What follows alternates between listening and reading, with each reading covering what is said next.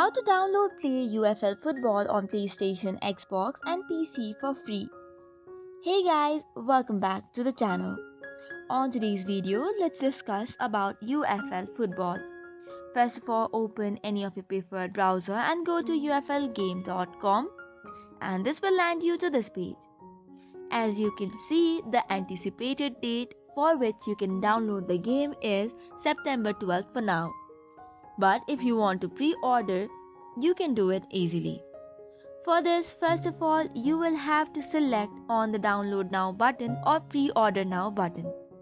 Now from here, you have to select if you want to have the PlayStation or the Xbox version. Once that is done, you will be directed to the page where you can click Add to Library.